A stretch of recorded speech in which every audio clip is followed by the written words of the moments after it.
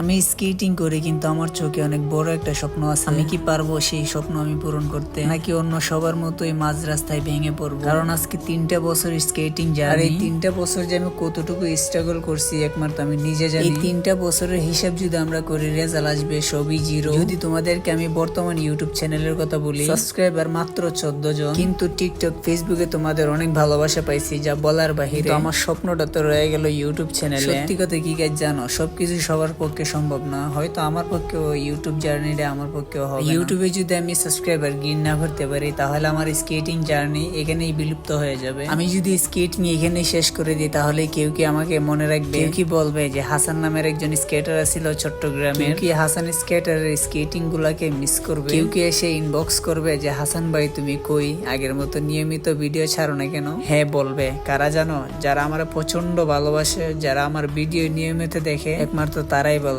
হাসান ভাই কই, আপনি তো এখন আগের মতো ভিডিও ছাড়েন না। তো আমি এদের ভালোবাসা নিয়েই সারা জীবন থাকতে চাই। আর আমিও চাই না আমি যে এরকমটা বললাম এরকমটা আমার সাথে হোক। আমি চাই তোমাদের সাথে সবসময় থাকতে।